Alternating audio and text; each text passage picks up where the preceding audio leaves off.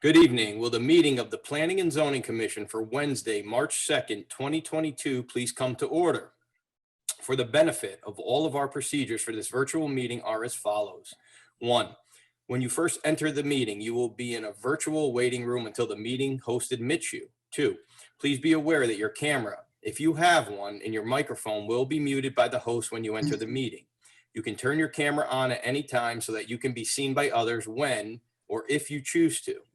In order to run an efficient and orderly meeting in this new virtual environment, unless stated otherwise by the meeting chairman during the meeting host will keep everyone other than the commission members muted. You will still be able to hear everything said by the commission members, even if you are muted and your camera is not on. There will be an opportunity for the public to comment during the public hearing, at which time public participants will be unmuted. 3, the secretary will read the call of the meeting. 4, during the public hearing, the applicant will be invited to present the application, explaining to the commission and others present what is being requested. The meeting host will share all related documents on the screen as needed.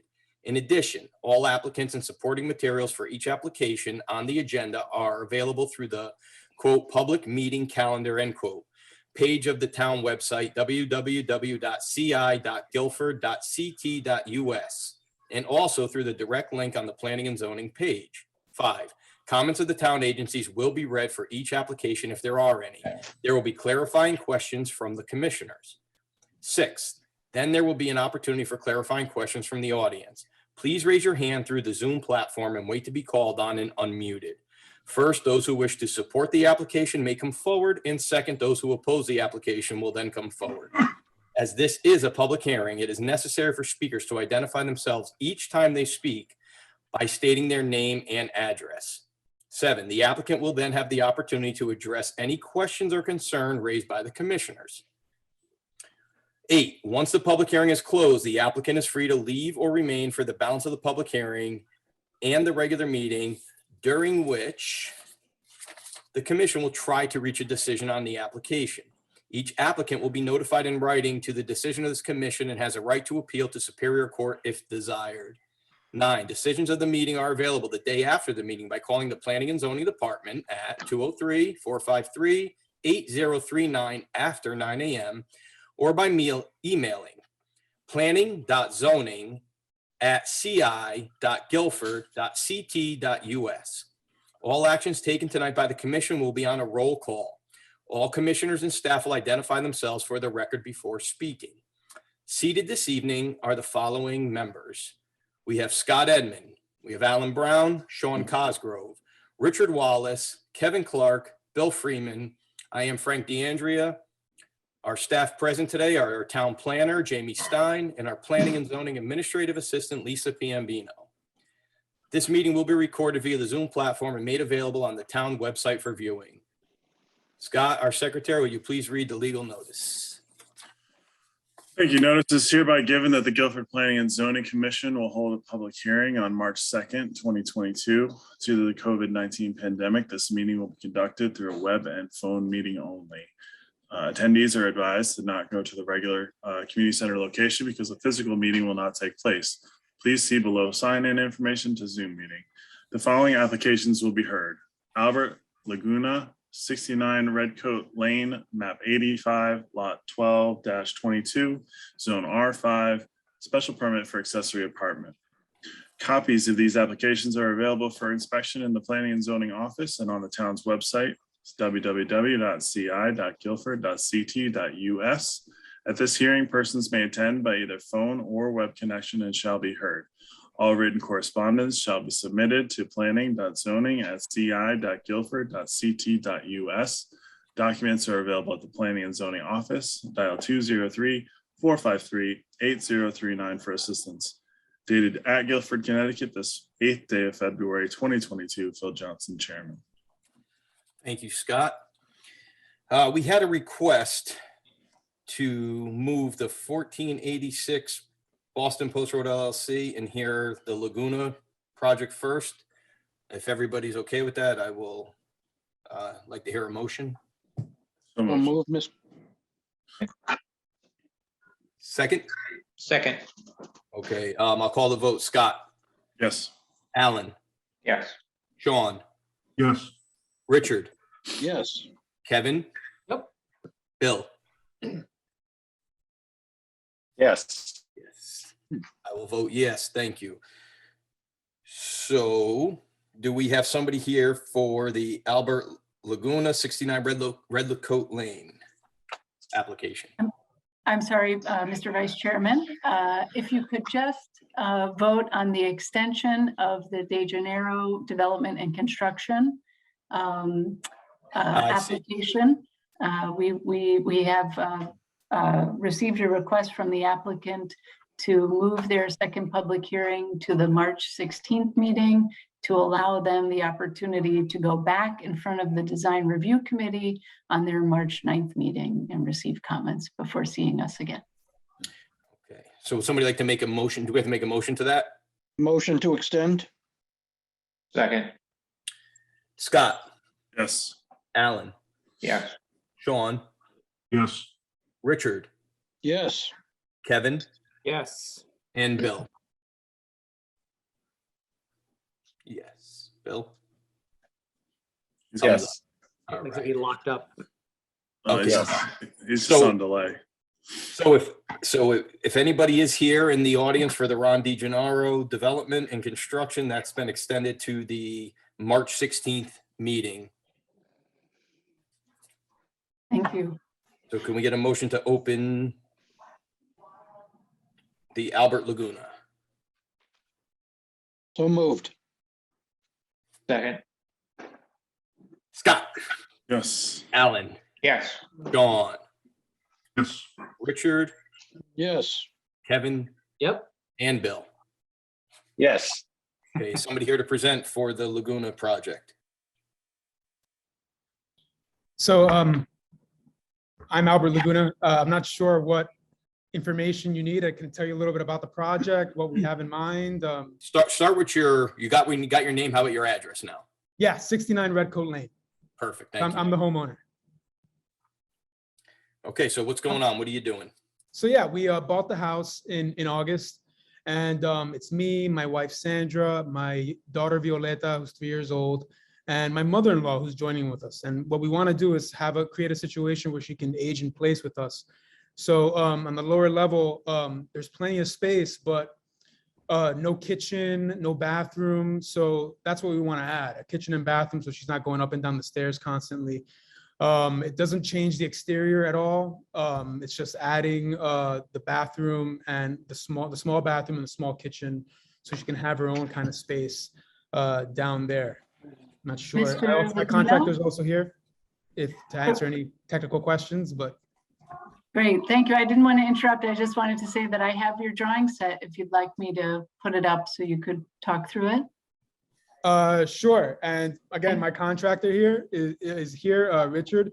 I have very poor spatial intelligence, so he'll probably be able to explain it a lot better than I will. But please put on the drawings that I have. Yes. So I believe the downstairs is the next page. Yes, that's it, right, Rich? That looks like it, yes. Yes. So I think on the left side, you have what's currently there, and the right side of the image is what we want to do. Basically, knock down that wall and then kind of just make space for the kitchen and a bathroom in that existing space.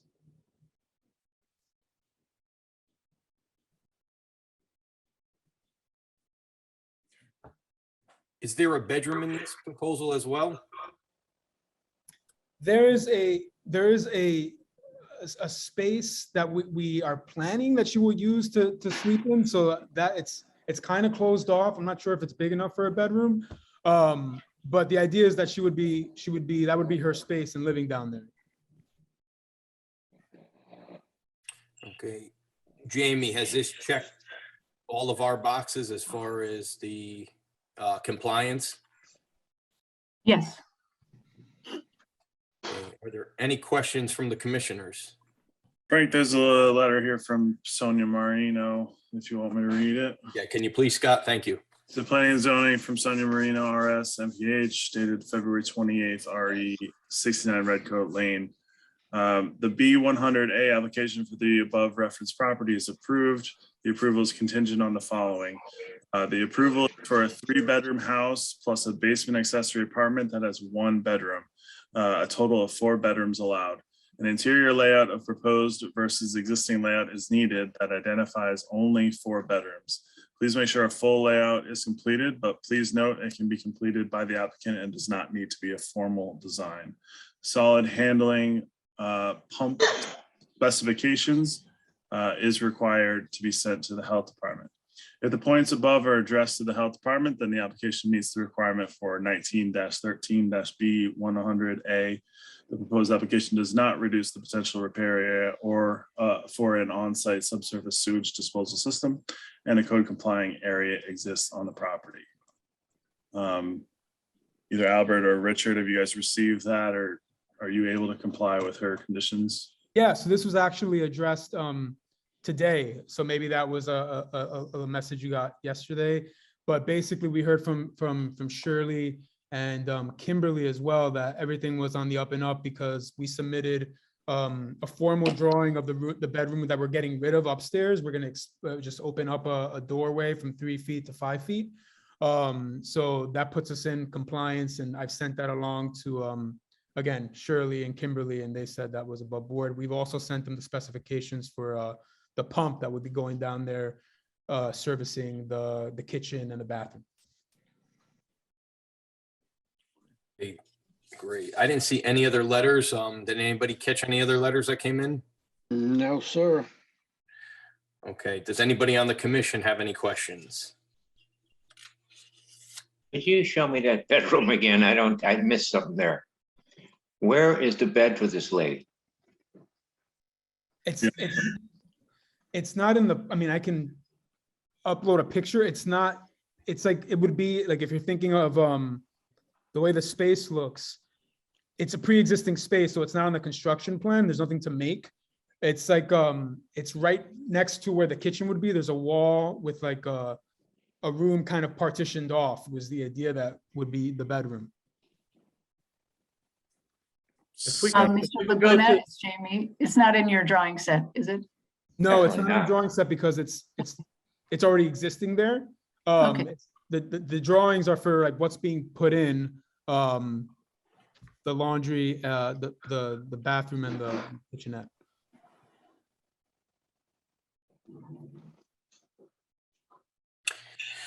Okay. Any other questions from the commission? Mr. Chairman, I'd like to make a suggestion. Shoot. Since this checks the boxes, why don't we consider waiving the second hearing? Yeah, definitely. We consider that. Why don't we check first with the audience for questions? Does anybody in the audience have any questions? If so, you have to raise your hand because if you're muted or your camera's off, we can't see you. Nothing. Okay. So we can take a vote. It seems straightforward.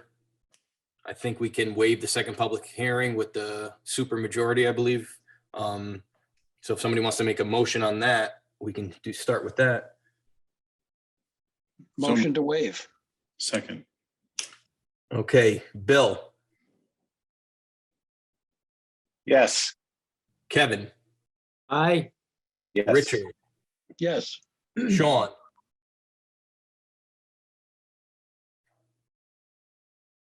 Thumbs up, Sean. Yep. All right. Scott, Yes. and I would vote yes. And I vote yes too. Alan, I'm sorry. Yes, Alan, you are yes. Okay, so then we need a motion to close the public hearing. Make a motion to close the public hearing. I'll second that. Okay, Alan, Yes. Scott, Yes. Sean, Yes. Bill,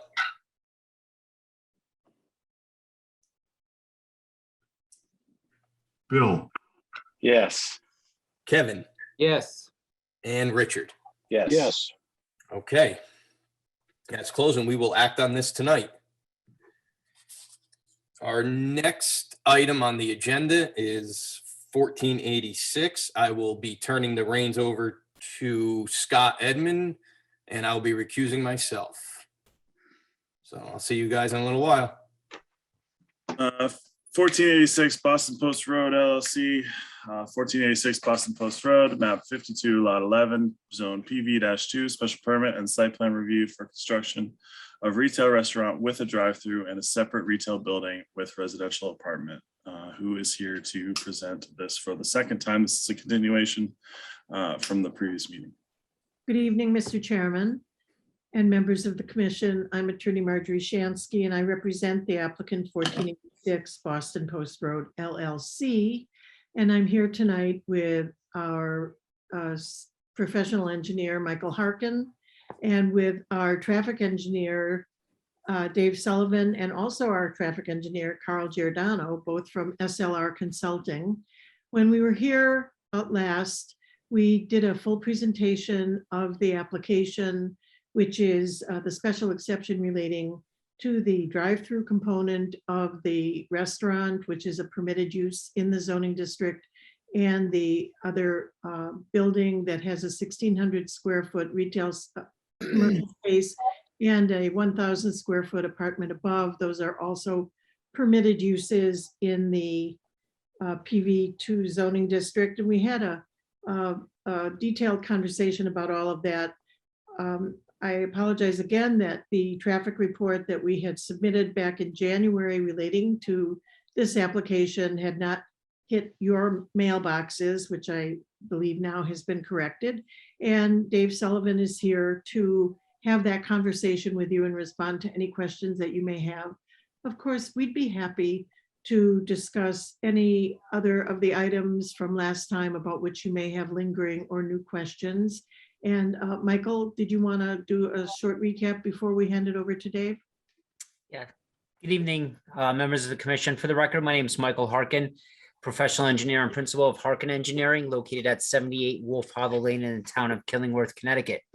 I spoke for a long time at the last meeting. We went over a full detailed presentation for about an hour of all the items on the site plan. We also took questions and I had some feedback from the public. So I just want to update everybody. We did submit a revised plan set addressing some of the concerns by the town engineer, which were a pedestrian crosswalk on the property, painted markings, which we had put that on the plan, as well as concrete concrete pads for the dumpsters, which we've taken care of. And then the requirement or asking of putting some groundwater recharge, which is basically putting some rain gardens on the site within the landscape areas and taking the roof leader runoff, which we have done, and we had addressed those items. You may remember one of the components that you guys were missing and looking for was some information regarding the traffic report. So tonight we do have Mr. Dave Sullivan and Carl Giordano from SLR to go over that. There was one item I just want to add to the record that an adjoining neighbor or a representative for the adjoining neighbor would like more landscaping along the back border. We do have a revised landscape plan that shows that. And actually, I think my client went over to the property the day after or 2 days later to have discussions with the neighbor to find out exactly what they wanted. So we did add that into our plan, and we do have a revised landscape plan that was submitted. So with that, I think we've checked all the boxes. I'd just like to turn it over to David and Carl from LSR to go over the traffic report. thank you, Mike. This is Dave Sullivan. And I wondering, could I share my screen? I have a couple of slides. Yep, you should have the ability to do that.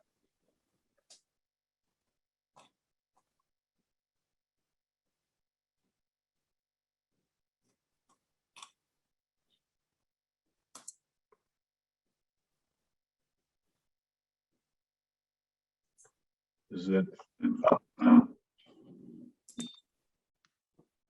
Yes. Okay.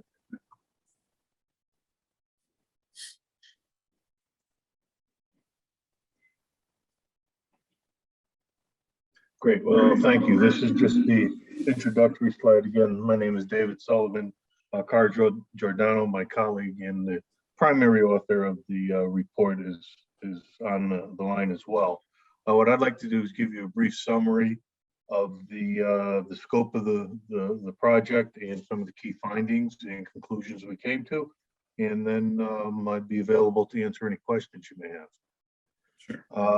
The first slide here talks about the scope of our services.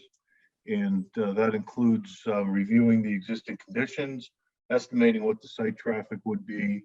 In addition, we do a review of the driveway and the safety elements of the access, determination of what the traffic impact is or is not, and then we make a series of recommendations if appropriate. In this particular case, you can see our study area to the right, approximately in the middle of the that long black line is the post site. So obviously that was one of our study intersections. In addition, we went to the west in the intersection of the I-95 exit 57 ramp, and we went to Long Hill Road. So that was our study area, those three intersections. The estimate of what the traffic on the road was based on counts we did in September, but we didn't use just those raw counts. We had some information from CONDOT on an automatic traffic recorder along Route 1, and we used that in conjunction with some older data to make some estimates of what impact COVID might have had on the traffic volume. So we reviewed that analysis, and the basic background or existing conditions, traffic volumes that we used were vetted through the DOT Bureau of Policy and Planning and were the basis of our analysis. The other thing I'll briefly touch on is you'll see in the box, those are the total number of trips that we're estimating. These estimates are estimates that are based on a study that CONDOT did some 15 or 20 years ago when they had some concerns, and they did studies of Dunkin' Donuts facilities all over the state. These are somewhat conservative for this particular location, as I'll point out here. Why are they conservative? Well, the CONDOT study would tell us that this site would generate 410 trips in the morning. That's generally 205 entering and exiting, and 210 in the afternoon. What the data that we do have are existing Dunkin' Donuts, which this will be a replacement for right up the road at 1200 Boston Post Road. So if we were to take that information, prorate it a little bit for the addition of a drive-through and place it during the morning peak hour, the real numbers here would probably be about half as much as what we're estimating using the CONDOT information. The other thing that's a little bit conservative is we said that 50% of the traffic would already be on Route 1, and they call those pass-by trips. Well, in fact, under normal circumstances, that number would likely be higher than 50%. But also, since this is really a replacement facility, that number would be significantly higher than 50%. So anyway, the results that I'll talk about here, because of those factors, are extremely conservative. So first of all, nonetheless, we found that there would be no impact to the level of service at either of the intersections that were in the study area, either of the existing intersections, the exit 57 ramp intersection and the gas station, or the Long Hill Road intersection. So not only would the overall intersection not be impacted, but none of the individual movements that are analyzed would be impacted. So the levels of service, generally a grade between A and F, would all be the same. The site driveway would, during the morning peak hour, have a level of service E, exiting the driveway. Again, this is with all of those conservative assumptions in place, and that's why we say level of service E at worst. And that's not uncommon. The mornings are the busiest times, and it's an unsignalized intersection, so it wouldn't be uncommon that anywhere along the post road that there would be some delay anticipated exiting an unsignalized driveway. In this particular case, if the conservative estimates were to come to fruition, it would be level of service E. Intersection site distances were reviewed. They were deemed to be sufficient based not only on the posted speed limit, but the 85th percentile, which is the prevailing speed that is used generally by DOT and other design professionals to determine what the safe site distances should be. One of the recommendations related to the sightlines is that there should be regular maintenance of vegetation along the site frontage. That sometimes goes overlooked, but we want to make sure that it is something that this owner takes care of routinely. And lastly, our initial recommendation as we went through this was to recommend a bypass lane. And ultimately what we found out is that the bypass lane, which I'll show you here, the bypass lane not only can be, but pretty much has been striped out there. This was a restriping that was proposed in 2009 for a prior application on this site. And the theory behind this is that if somebody is taking a left turn into a driveway, in this particular case, you can see the left turn taking place into the Dunkin' Donuts. Is there enough pavement so that the cars would not get stuck behind them waiting, that they would just bypass, it's called. You would just bypass the vehicles waiting to take the left turn. Now that could be done within the existing pavement. And as I mentioned, this is a concept that has previously been approved by DOT. So I'll leave it there and give back my screen and be happy to answer any questions, but we see no impact and we think the driveway location and geometry of Route 1 in the vicinity will be safe and efficient for this operation. Thank you. Open up for questions from commissioners. I have one, Scott. Yep. It's Richard Wallace. I did read, and I would like the engineer to articulate a little bit about the sight lines left and right. Sure. Okay, so there's two criteria that we check routinely. The first one, which is the easier one, is the posted speed limit. And for the posted speed limit in the area here, we like to, our first priority is to get it from 15 feet from the edge of the travelway. In this particular case, we can easily get those distances. The next thing, which is what you would strive for beyond the posted speed limit, would be the 85th percentile speed. So the 85th percentile speed is the speed that 85% of the cars passing this site travel at or below. So that's the speed that most of the traffic is traveling at or below. And you take that number and look at the guidelines provided by DOT and determine what the sight line should be.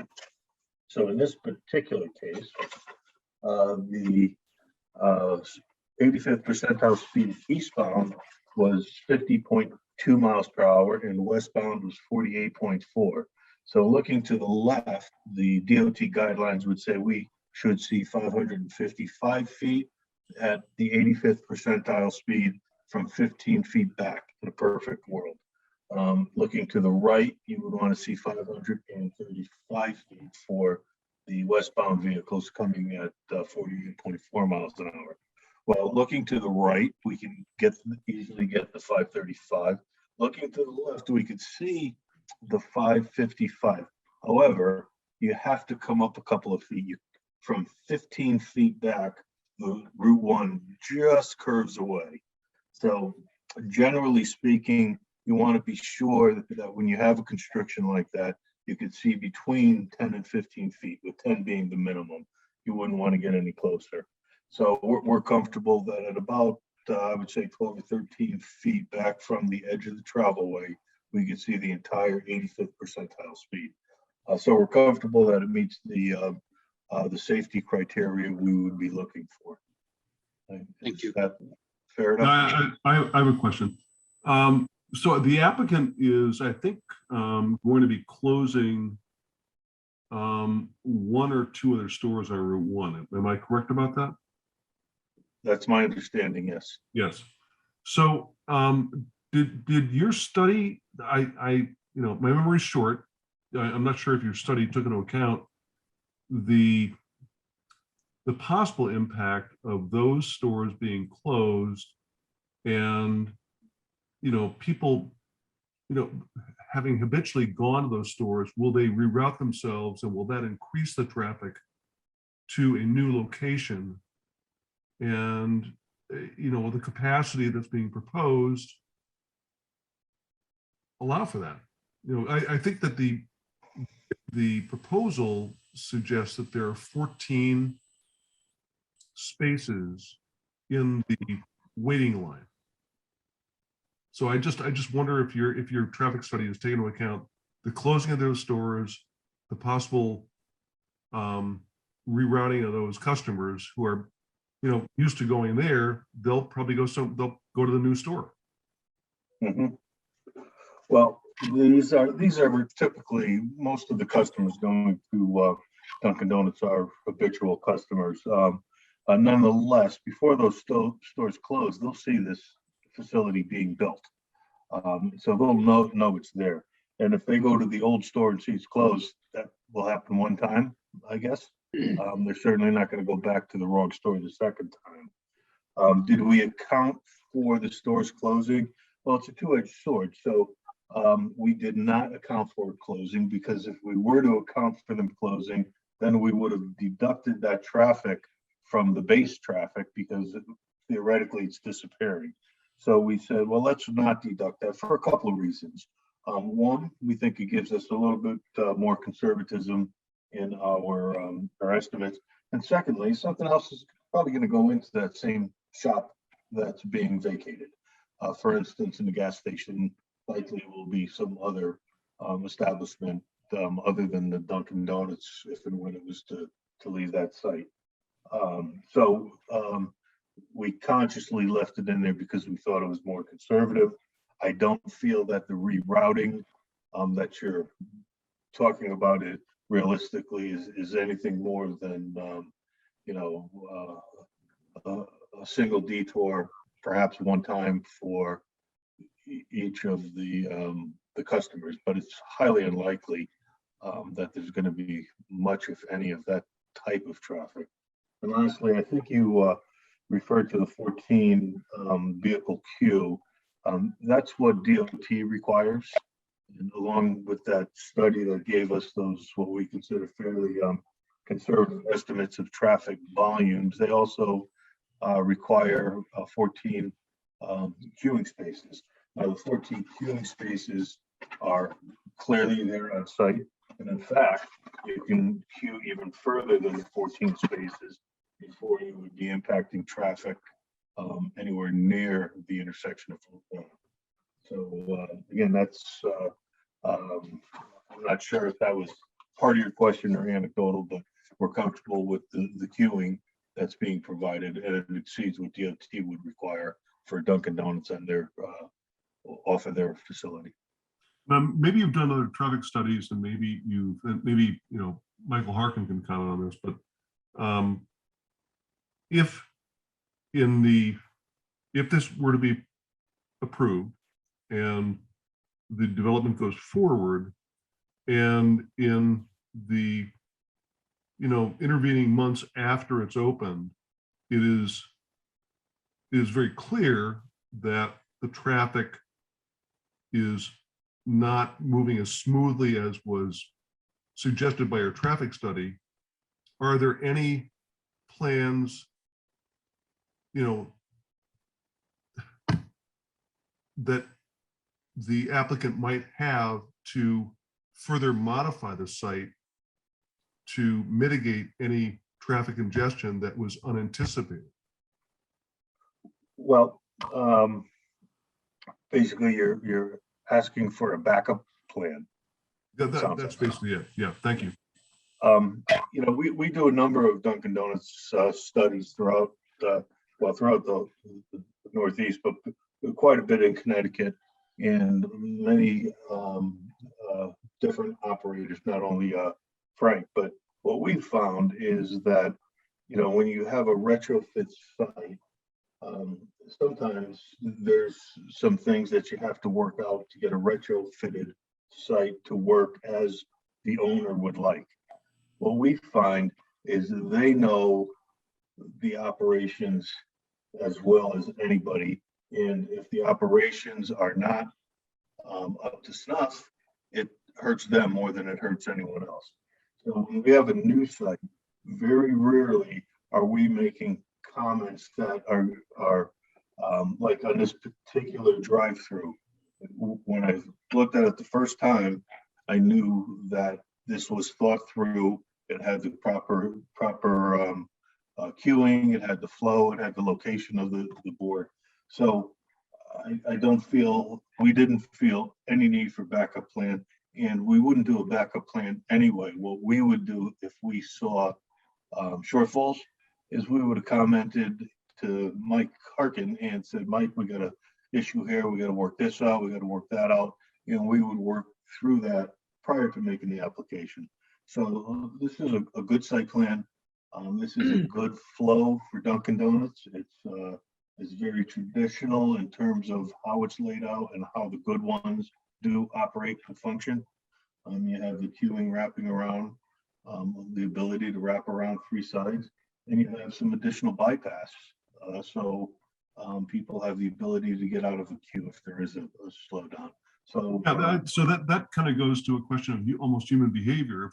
If someone wants to go to Dunkin' Donuts, is coming from either direction and sees that there's a line, I'm not sure if anybody can comment on this, but do they just simply say the line's too long, I'm just gonna bypass it and not get into a longer line? Or they park. That's the most common decision, is they park and walk up. And go inside. Yeah. That's more common. Yep. If I may add something, Sean, that, I've seen doing all these Dunkin' Donuts from a site plan perspective. And me as a consumer going to a Dunkin' Donuts, if I see a line, I really don't want to get in that line. And the owners of Dunkin' Donuts realize that. So how do you process cars faster through the drive-through?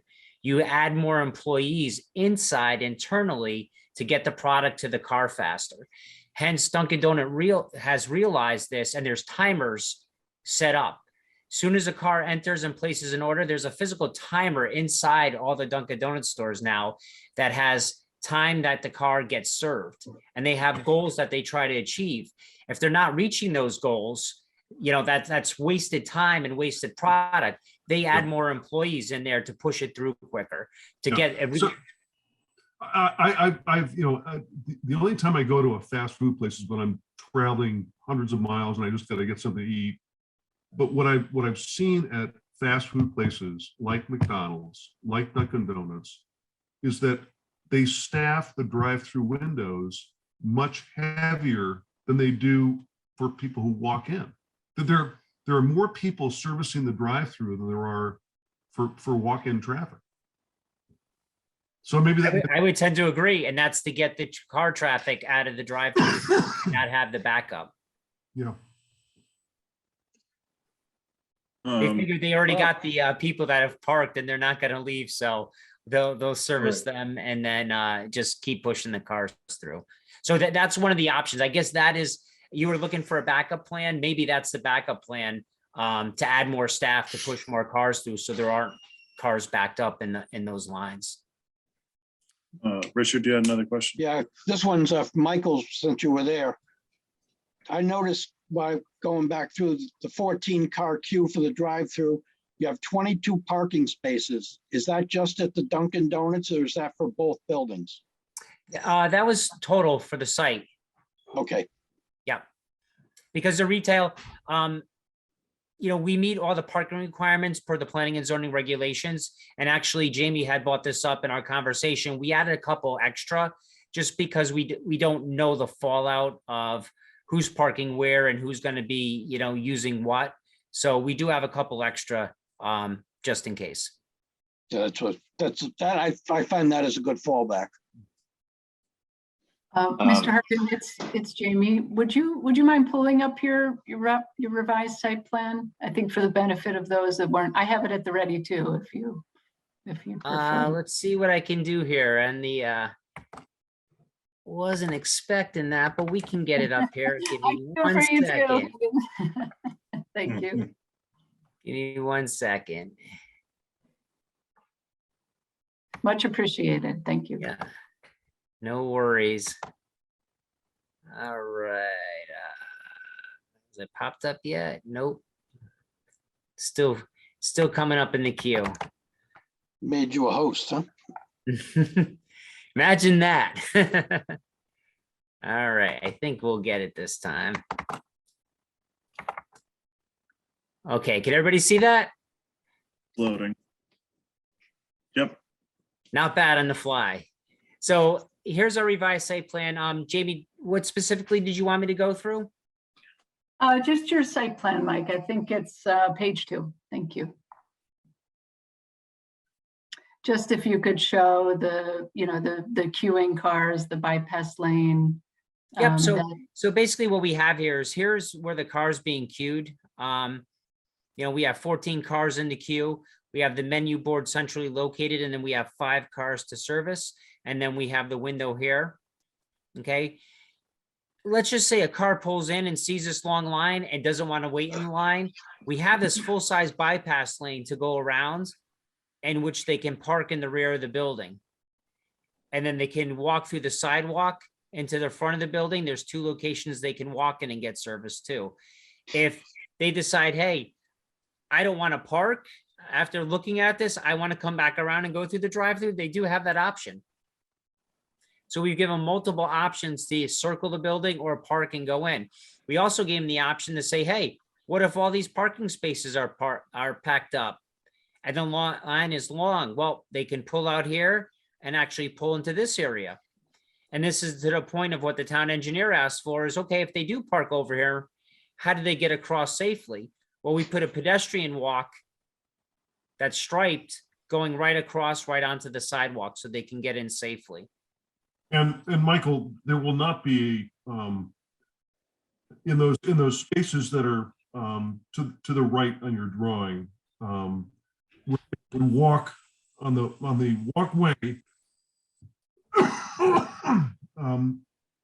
There will not be a parking only for the retail store sign over there, right? No, we just figured we leave it open to whoever wants to park there. We want to say that, hey, if you're Dunkin' Donuts, you only need to park here and you can't park here. And if you're at the retail establishment, these parking spaces are full, you can't park in the back of Dunkin' Donuts. We're going to leave them to decide, where they can park.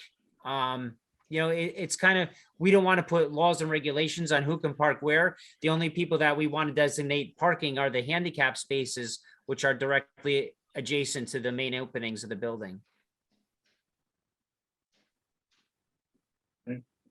Great. Any other commissioners with questions? Yeah, I have one. Alan, go for it. First of all, I'm looking at it in a kind of a common sense type thing. First of all, the other Dunkin' Donuts are going to be closed. And look at those other Dunkin' Donuts. They don't have a drive-through. They don't have a lot of parking, as a matter of fact. Right near the gas station, there's no parking, hardly at all. And so, if anything, the amount of people who are going to the Dunkin' Donuts over there, which is a very high congested area, is going to be totally relieved with Dunkin' Donuts being there. In this particular case right here, not only does the road have an extra lane, which is going to be a really big help. It's easy to get in, it's easy to get out, and I don't see the kind of congestion that this thing is going to have more than 14 cars, and people are going to be racing around looking for parking spaces. I think that you people have been putting Dunkin' Donuts together for a long time. I think you kind of know what's going to be coming and going, and this was definitely put up with the roads being considered very serious, not to slow down traffic. It's more of a slowdown further down towards the center of other stores than this one here. This has definitely been planned out well. I don't see we have to have a backup plan that we're gonna have cars lined up out at the street there for 2 miles waiting for Dunkin' Donuts. It's not gonna be the case at all. I think this thing has been very well laid out by them. And I think, I don't think we really need to get into hysteria about people being in the wrong lane or anything. I mean, we've been driving on this road for a long time now, and I don't see that gonna be a problem. I think that Dunkin' Donuts will manage very well. And I don't think we need any backup plans as far as the road's concerned. Thank you. Thanks, Alan. Kevin or Bill, do you guys have any questions? I do, Scott. Sure, Kevin. I've got a very new member-ish type question here. So, and this is more for my general knowledge more than anything else. Why the extra verbiage regarding the drive-through for this application? Are they typically not allowed on the west end of Route 1? I'm just curious about that because there's a bunch of them on the east end of Route 1. So is it typically not allowed? Marjorie, do you want to answer that one? Yes, this is Marjorie Shansky. Thank you. I'm not exactly sure I understood the question, but the first thing we did was last year, they all look alike to me from retrospect, was to get a text amendment to restore the drive-through possibility in the PV2 zoning district because the regulations have been on again, off again with respect to drive-throughs, even though you recognize indeed that there are drive-throughs in the town. So the commission first approved that amendment and it is subject to a special exception. So there are those criteria that have to be demonstrated to be satisfied. And that may be accounting for what you're describing as the extra verbiage. I call that my stock and trade, frankly. Okay.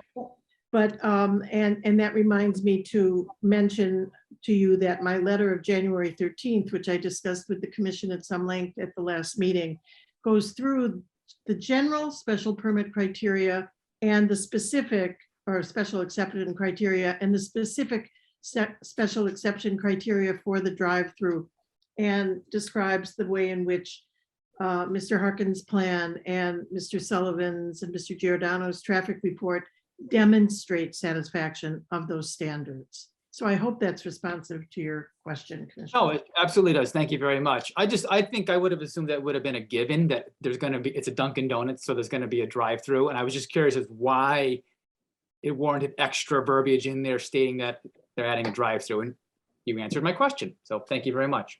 I'm satisfied. I'm delighted. Thank you. Thanks. I don't know, Bill, if you had any other questions.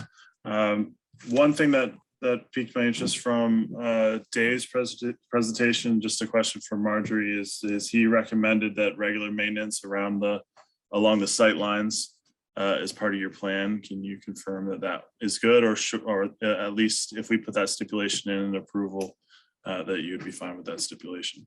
The recommendation is certainly duly noted, and if that wants to be a condition of approval, that's fine. Okay, great.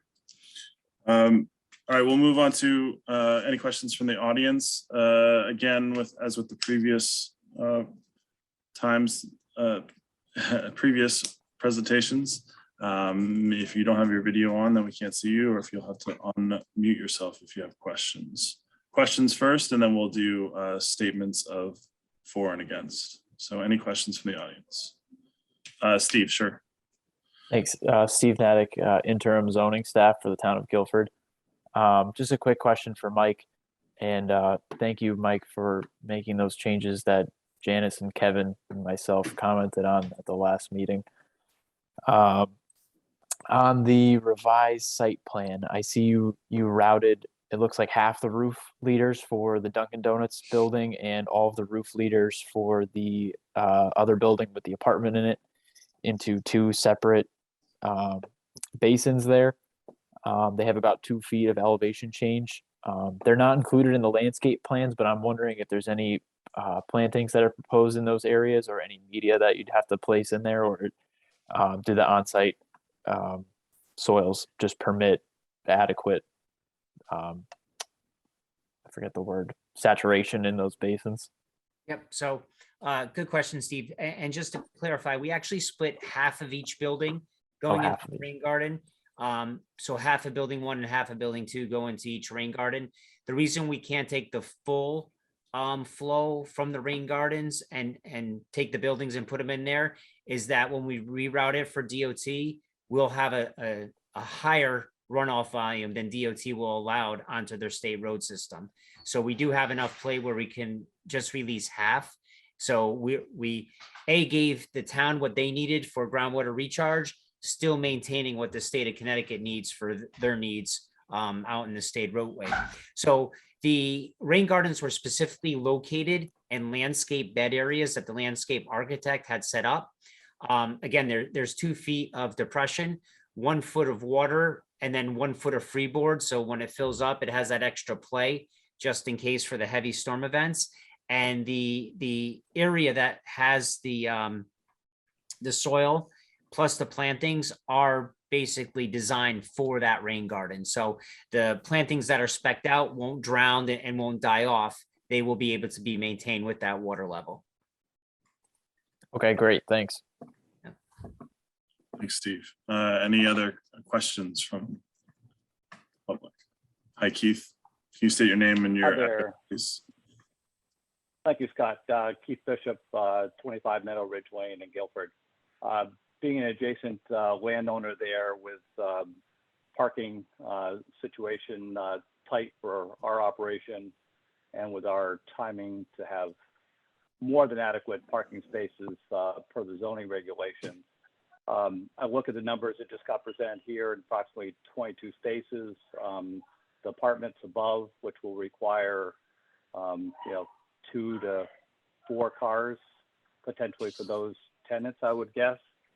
Then knowing the number of employees that are in the busier Dunkin' Donuts serving the drive-throughs here, I would think that working load would be then another 8 to 10. So approximately half of the parking spaces will be allocated to employees and tenants. And that leaves fewer spaces that I would think would be adequate for the business planning desire. So I don't see any other way of getting more parking spaces given the site limitations. So that's my concern, is the parking limitations would end up being for the total need. Sure. Michael or Marjorie, you want to speak to that? Well, Michael may want to speak to that, but I would first say that we exceed the required parking, and that already raises the question of excess imperviousness, and supplying more parking out of a speculative concern. It doesn't really take us forward in a way that is how we would prefer to advance from a development perspective, from an environmental perspective, and certainly the most important index here is that we exceed the required parking under the regulations. Michael? Yeah, we do have a parking table on sheet D1 that was reviewed by the previous zoning enforcement officer and the previous town planner. Again, we have a new zoning enforcement officer and a new town planner. They have reviewed it as well. We meet all the criteria based on the planning and zoning regulations. So even if we decided to take that off the table, the requirement for the 2-bedroom apartment is 2 parking spaces. And at the max, the number of employees at this store at the maximum between a shift change is 6. So 2 plus 6 is 8. So we have 8 parking spots potentially filled up, but we're providing 24. So we still have 16 parking spots for people to park. So parking really isn't an issue on this site. And again, we did leave 2 extra spaces, just in case we have a little bit of spillover. But the whole premise of the drive-through is so people don't have to come in if they don't want to. And what we found recently with the latest Dunkin' Donuts designs that we've done throughout the state is once there's a drive-through, people utilize it. I don't want to say that American society is a little bit lazy, but I'll raise my hand and say I'm pretty lazy on some days and I want to go through the drive-through. I'm not going to park my car and walk in. It's just what we've seen. So the long-winded answer is we meet all the requirements and we don't have an issue with parking. Yeah, Michael, if I could just add something. Not only historically is the drive-through typically in these type of facilities been, 60, 65, some of them 70%. But since the pandemic, at a lot of these facilities, the drive-through percentages have increased to, at the peak of the pandemic, it was nearly 100%. But even still since then, many Dunkin' Donuts facilities are still doing 80 or 85% of drive-through. So the people's habits do change, whether it's because they're lazy or they've become accustomed to something that's more convenient. And as the service rates increase, drive-throughs become more convenient. So the parking, as a matter of fact, in many of these facilities throughout the state, we're finding that there's excess parking when we follow the zoning regulations. And I would suspect we'll be in the same boat here. Okay, thank you. I'm not seeing any other questions from the public. So we'll move to, is there anyone from the public that wants to speak in favor of this application? Again, you'll have to unmute yourself or turn on your video. All right, and finally, is there anyone from the public that would like to speak against this application? All right, seeing none, I'll entertain a motion from commissioners to close the public hearing on this issue. You're muted. Motion to close? Second, All right, we'll go through Richard, Yes. Sean, Aye. Alan, Yes. Kevin, yep, Bill, Yes. and I will also vote yes. We will act on this tonight. Okay. And I'd invite Frank to come step back into the chair. For the moment. Thanks, Scott. Okay, so we are on the, let's see. Where are we? New applicant or other commission business? No deliberation. Yeah, deliberation of. Where am I missing? Okay, deliberation. So It's not the actually first written one there. would be, does somebody like to read a motion for the Albert Laguna 69 Redcoat Lane? I think we have to write one. No, it's here. I'll read one. Voted that the Guilford Planning and Zoning Commission approve a special permit applicant Albert Laguna 69 Redcoat Lane, map 85, lot 12-22, zone R5 for an accessory apartment as shown on the submitted plans. This application is approved, well, there's no conditions. This application is approved based on the finding that it conforms with the zoning code and the development is in accordance with the town's plan of conservation and development. The special permit is effective on March 11th, 2022 upon filing with the town clerk. Rich, was that a second? Second, yes. Thank you. Okay, motion's been made. It's been seconded. Is there any discussion? Just pretty darn straightforward. Yep. Okay, well, no further discussion. I'll call the vote. Kevin Clark, aye, Alan, Yes. Scott, Yes. Richard, Yes. Sean, Aye. and Bill. Yes. Okay, that passes unanimously.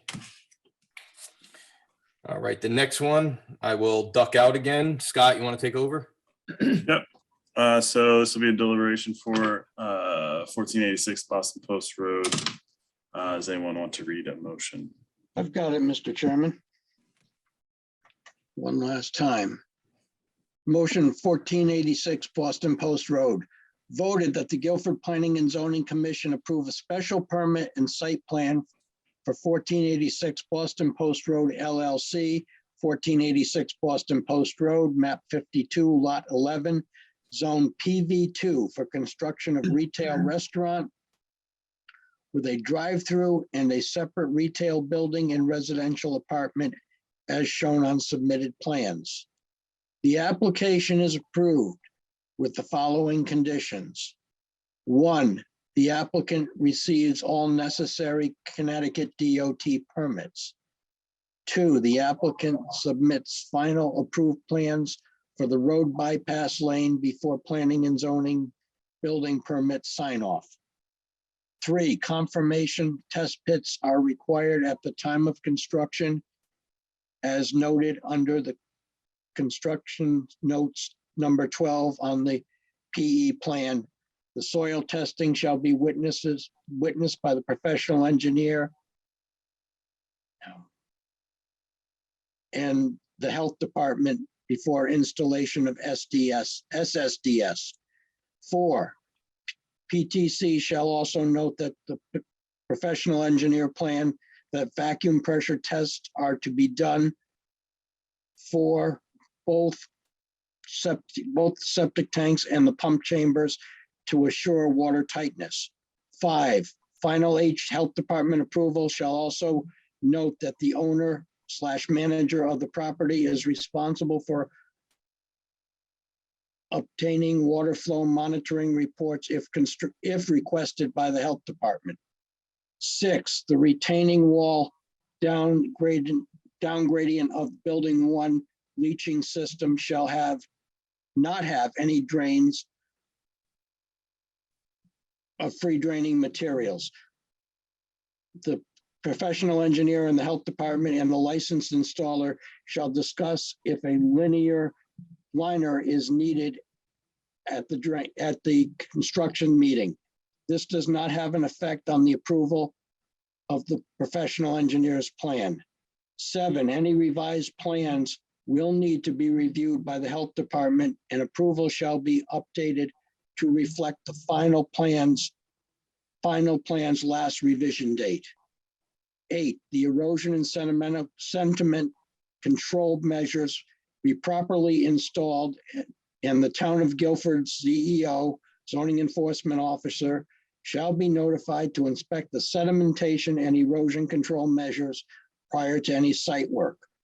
Soil erosion and sedimentation control measures shall be maintained until vegetation is established or suitable material is installed to the satisfaction of the zoning enforcement officer. To assure future compliance of the stormwater management system in accordance to section 273-75F of the zoning code, A, prepare a written maintenance and operation manual for the stormwater management systems located at the subject site. The manual should provide provisions for yearly inspection, maintenance of the stormwater system, and yearly report to the town engineer. The maintenance schedule should include, but not be limited to, weekly, monthly, and quarterly inspections of the property for litter, monitoring the dumpster and outside storage areas, monitoring of catch basins, oil particle separators, underground stormwater systems, the removal of accumulated material and non-native invasive species in the water swales and energy dissipator. The maintenance plan needs to provide a statement that the stormwater management plan will be reviewed annually so that the inspection maintenance requirements may be modified and that any changes to the plan would require the approval of the town engineer. B, an as-built drawing of the completed stormwater system prepared in accordance with 273-75F stormwater management subsection 6 construction. C, the applicants shall file a maintenance covenant on the land records as required by 273-75F stormwater management subsection 7 maintenance covenants of the town of Guilford zoning code. 10, the stormwater system for the currently designed for detention and water quality treatment using hydrodynamic separator in compliance with the town's low impact development best management practices. It is recommended that the applicant include stormwater retention, infiltration, and groundwater recharge into the project with the groundwater table, while the groundwater table is elevated for the development area of the site, perhaps rain gardens and some other surface stormwater retention development area on this area for roof drainage can be worked into the project without too much redesign to the site. 11, the dumpsters for trash and recycling are recommended to be placed on concrete pads within the enclosures. 12, a pedestrian connection between the two buildings shall be included with a sidewalk and a painted crosswalk across the center driveway. 13, plans should be submitted for the bypass land on Route 1 as required by Connecticut DOT and recommended in the traffic report for the commission's review. A conditional approval should be included that requires a final plan for the work within the state right-of-way as approved by Connecticut DOT be submitted to the Planning and Zoning Department prior to issuance of a building permit. This application is approved based upon finding that it conforms with the zoning code and development is in accordance with the town's plan of conservation and development. The special permit and site plan is effective on March 11th, 2022, and upon filing with the town clerk. The only other condition that was brought up, Yeah. I think Scott noted this, was the maintenance of the vegetation that would possibly impede the sight lines, both going east and west on Route 1. Okay. So that would be number 14. Yep. I think that's maintenance of the sight line in the property is in there. For the most part, the stormwater maintenance plan will do most of that. But Most of that, yes. it's fine to have it in there double, I think. Yeah, I think having it be more explicit. Yeah, agreed. Yeah. All right, do we have a second? Second. All right, discussion. I think we've had a pretty thorough discussion here from my point of view in terms of the traffic study. It was nice to have that really gone through in detail here today. And they've been very responsive to both the design review committee going there multiple times, as well as responsive to the town engineer, planning department. So I'm pretty comfortable with where we've gotten to. Any other comments from you guys? This is one of our more scrutinized applications in a long time. Yeah.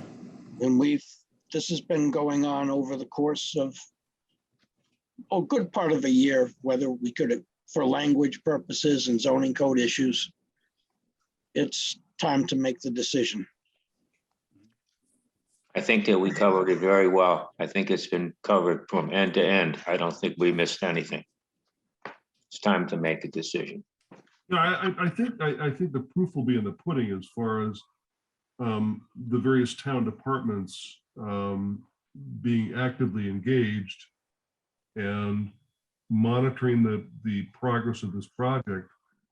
And we've now got 14 items in the conditions of approval. So we've got there's some work to do. Jamie, I love it, but that's part of the job.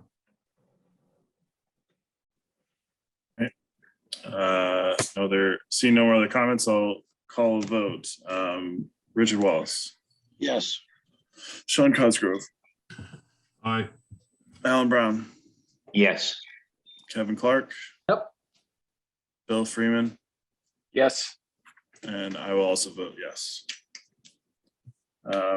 That closes that issue, and I'd like to welcome back Frank to close us out. Thank you very much, guys, for your time and your hard work on this project. We really appreciate it. Thanks, Mike. All right, thank you, Scott.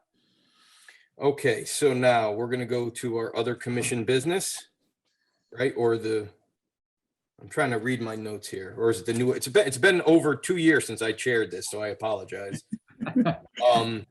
Is it new applications or other commission business? It doesn't look like we have any new applications, so I think we go to other commission business. All right, so can I get an approval for the minutes from the 12/16/22 meeting? One last hurrah, Richard. They seemed, how do we say, seemed substantially correct in my reading. You're the other magnifier. So I move we accept. I second. Okay, I gotta call it. So Scott, Yes. Kevin, Yes. Richard, Yes. Alan. Yes. Did I say Kevin already? I'm sorry, I lost my train of thought here with the You note. did say yes again. Who am I missing? Richard, Bill and Richard. Bill Yes. and Richard. Yes. And Sean, Yes, yes. Sean. I miss Sean, I'm sorry. I got the notes back. Okay, so then number 2, we have a discussion of the Guilford Affordable Housing Plan, the existing conditions report. Yeah, thank you, Frank. This is Jamie. I just wanted to bring to your attention, and I think Alan was alluding to the meeting on March 9th. The evening of March 9th, the first selectman, along with the Council of Governments for our region of Connecticut, is organizing a discussion around housing goals. And this is part of the town's creation of an affordable housing plan. So as I described in my email to you all, and as has gone out, I believe, on our town Facebook page, it's also been blasted in the patch. So you'll see a little bit of information going around. It is also now on our planning and zoning website, information for this meeting, as well as kind of the background of the development of an affordable housing plan. Back in July, the COG did an initial kickoff meeting with a few housing advocates in the town. There was a survey that was created, and part of that process also included an analysis of the town's existing housing stock, and as well as a demographic analysis of the town, the socioeconomic analysis of the town. And that has resulted in a existing conditions analysis report from the Council of Governments. That report is on the website. It will be discussed in the March 9th meeting as well. It contains all sorts of data and information about housing needs in the town, for what median income levels we are providing housing for and we're not providing housing for. That analysis is meant to be kind of a basic data, sort of a baseline of data for the town to build off of as we pursue an affordable housing plan. A little bit of the timeline. So this kind of review of the existing conditions analysis, and then discussion of housing goals, which will happen on March 9th in the evening at 7:30 p.m. It will only be virtual. We were hoping to do a hybrid, but unfortunately the facilitator of the meeting has to be at another meeting from 6 to 7 p.m. So he's only able to do the virtual at 7:30 p.m. So it will be virtual, but we're working on ways to capture, if we do have a large attendance, working on ways to capture individual thoughts through the chat function of Zoom. And then I can give you a little bit more detail on, how it will move forward. The consulting firm that is working to give us a draft of the affordable housing plan will take what comes out of this housing goals discussion meeting on the 9th. We'll roll it into a draft plan for us to release to the public for a 35-day comment period. We hope to have that draft between April 8th and April 11th. And then we are moving towards putting it to vote at the Board of Selectmen meeting on May 16th. So it's a pretty quick turnaround. The state requires that we present the affordable housing plan, approved affordable housing plan, to them by June 1st of this year. So I wanted to get this on your radar, wanted to ask that you, share the March 9th meeting, with your friends and other interested parties. And hopefully we can have a good discussion about housing goals for the town. And just wanted to give you that information, and it's also on our website. Great, thank you, Jamie. Mhm. Okay, so now we're gonna go to the request from our zoning enforcement officer to issue a citation. Steve, do you want to read your letter? Should we do that, Jamie, right? I think Steve, so. you want to read your letter? Yeah, I'll read that letter to you guys, and then I'll just go over just some photos that I have of the property, and then just give you a quick rundown of the history of it over the past couple of years. So I'll share my screen so you all can see it.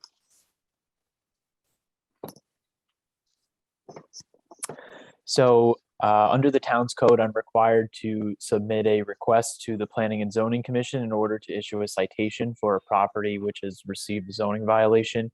And the intent of issuing the property owner a citation is to seek compliance for the zoning on the property. So I'm requesting the commission authorize myself as the zoning enforcement officer to issue a citation to the property owners at 2641 Long Hill Road in accordance with the Town Code Chapter 1, Article 2, Sections 1 through 12. And this property's been subject to ongoing zoning enforcement and blight enforcement for the past 40 years. The property owners were issued a notice of blight violation by the Director of Health in March 2018, and they were issued a cease and desist order by the prior zoning enforcement officer, Aaron Mannix, in January of last year.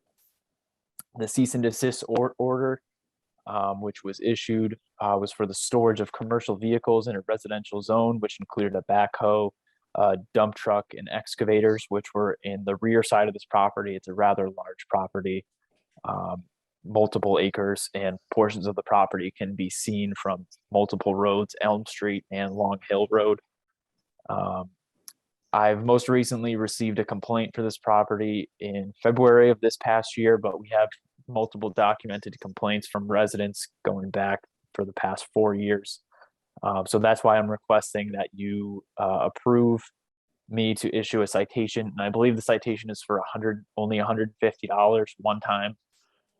But it's a step in the direction, hopefully, for compliance. And if not, it's a due diligence of the town, I think, to take this action. So here's some photos of the site. Let me see if I can blow this up. This is looking from Long Hill Road. There's a large excavator here. And then we've got directly in front of the house, there's a backhoe. I did verify the registration of these vehicles. It appears they're all registered in the state of Connecticut. Another shot looking towards the excavator that I just showed you is down this direction. This is the backhoe here. And then this is looking from Elm Street. There's two large excavators. This is not the subject property owner's property. It's actually back here, but you can see it all the way through this property owner's property. And looking at the aerial photography over the past couple of years, doesn't look like they've really moved much. I believe that's it. Let's see. And then I've just included for the members here a copy of the code, the town's code that requires the Planning and Zoning Commission's authorization for the citation, and then a copy of the cease and desist order, which was issued last January. So I think the commission could approve this by a vote. And Steve, there's been no evident compliance with the order that was issued 11th last year. No, it looks like all of the issues that were addressed in the original order are still present on the property. I can tell you I drive by that property every week doing Meals on Wheels, and it's a mess. Steve, have we reached out? I know we sent a letter, but can you refresh my memory? Have you or Aaron actually were able to speak to the property owners or anybody? I haven't spoken to them, no. But I will plan to when I issue the citation. Got it. But the letter from January of last year, was there any communication in addition to just the letter? There was a couple other things in the file. It seemed like that this person was unwilling to work with the town, but I don't know what the specific correspondence was. I think my main concern being that this has been outstanding for over a year, that we address it with a little bit more like severe punishment. Sure. I That's saw what the, put it in place, so. yeah, and I Did saw the, I was, Aaron had many conversations with this gentleman. He's very irate and some violent tendencies. The police were involved a few times. So that's about all I know. I just figured I'd put that out there. I saw a letter in the file goes back to Dennis Johnson, and that's over a year Yeah. plus ago too. He would move things around so that you couldn't see them, but he would never actually get rid of anything. Okay, well, we have this in for a reason. So is there any more discussion, or somebody like to make a motion to implement the fine for our zoning enforcement officer? Yeah, I'd motion to authorize. Z. I'll second them. Okay, Richard, Yes. Kevin. Kevin, you still? Yes, sorry. No worries. Sean, Aye. Bill, Yes. Alan, Yes. Scott, Yay. I will vote yay as well. Okay, good luck, Kevin. Not Kevin, I'm sorry. Thank you. Steve. Thank you. Good luck, Steve. I have, thank you. I have one more thing for you guys as well. Please. Tomorrow, especially for you newer commissioners, this may be important or worthwhile. But tomorrow, the company that I work for, Tyke, who provides the interim zoning staff for the town, is hosting a commissioner training with the Holler and Sage law firm. They are land use specialists, and we'll be hosting a training for commissioners in multiple towns to go over topics including the roles and responsibilities of commissioners and their statutory authorities, how to hold effective meetings and hearings, and outline, hot topics that P&Z members should be aware of for the statutory changes that occurred during last year's legislative session. So if anybody would like to join that, it's free. It's for an hour tomorrow evening, and we can send out the link if we haven't already. How'd we do in this meeting, Steve? All right. Awesome. The you. commissioner Thank you, training will be Steve. mandated, I believe, starting next year. We're kind of just getting ahead of the game, and if anybody wants to join in and just gain some good information, you're welcome to. That's all. Is there going to be Steve? like, it's going to have to be verified that we've completed training? Is It's that not necessary at this point, but in the future, yes. I think the They're gonna mandatory require it? requirement is like a couple hours per year. Okay. It's going to be like continuing ed. And Steve, Yeah. I'm not available to attend that tomorrow night, but will it be recorded? I'm guessing. Well, if your guess is right, can you arrange for the recording to be forwarded to the commissioners? Sure, I could see that we do that. Thank you. Thank you, Steve. No problem. Jamie, is there any other business that I'm missing? No, there isn't, Frank. I do just want to say that I am internally within the staff, we're having a discussion about some next steps for the zoning regulations rewrite. We have been receiving quite a few inquiries about it. So I'll be communicating with you all on a potential timeframe for moving forward with that. The vision is perhaps some working sessions with members of the commission where no vote, no motion happens, but we have some working sessions to go through the 293 pages, and then proceed upon Lisa's recommendation, very good recommendation, in the summer months, perhaps July and August, when it gets quiet for the commission, to hold public meetings, going over some concepts again, and then perhaps some more working sessions to arrive at perhaps a vote at the end of this year. I just wanted to give everyone a potential time frame. I know we've been trying to get something started, but I'm open to recommendations as well.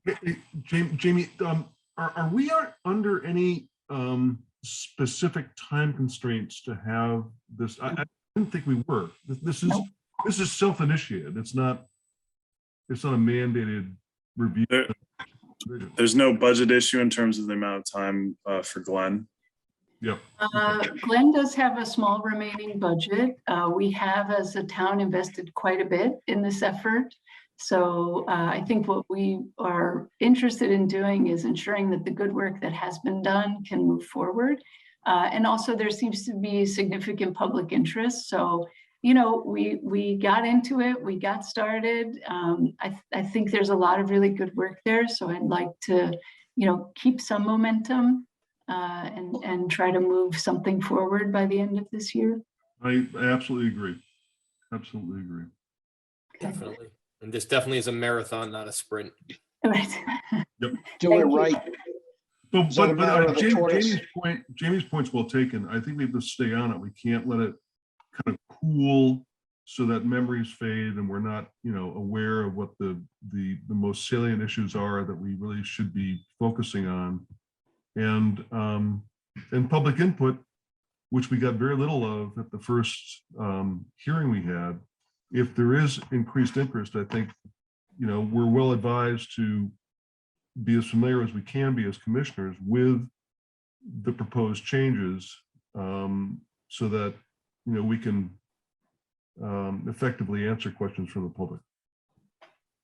Yeah, I think the result of our January 20th public meeting has been a series of written comments that we've received. I've also received a few phone calls. So I kind of like the idea of receiving written comments because it helps us in these working sessions to kind of go through and then open it back up to the public and, kind of go through again. It's such a large amount of work that's been done, that it's going to take a few passes.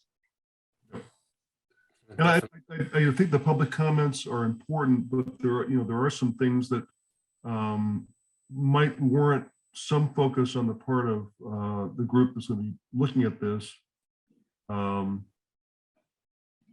that might have some pretty big import, but even if the public didn't take notice of it. So we'll be doing that. Yeah, I think that's the intent of the working sessions is to, take a focused look. So I'll be in touch with some more information on that, and hopefully we can, put out there, a series of our working sessions and perhaps public meetings. Great. All right. Thank you, Jamie. You're welcome. Anything else, or are we getting sit to close? I'd like to just say goodbye again. Richard. Oh, are you official, Richard? Is this it? This is it. My replacements are in the hopper and will be appointed on this Monday coming. Mr. Wallace, go back into the hopper. Come on. I think that's a good idea. I mean, somebody that has sat with you for a long time, your opinions were invaluable, and we really appreciate everything you did and you've done for the town. Thank you, Frank. Member of this commission. Agreed. It sounds That's coming from the guy. That's coming from the guy that's been here longer than I have. Not by much, though. Remember when we were just pups? I know. A couple of years ago. All right. Well, we will welcome you anytime, you know that. And I'm sure on behalf of Chairman Johnson, he would have said the same thing. I think he did say it in the last meeting. So thank you for everything. With that, I'll say by a show of hands, we will adjourn the meeting. I see everybody. You guys have a great night. Thank you all. Okay, Frank. Thank you. Night now. Take care. Take Bye. care.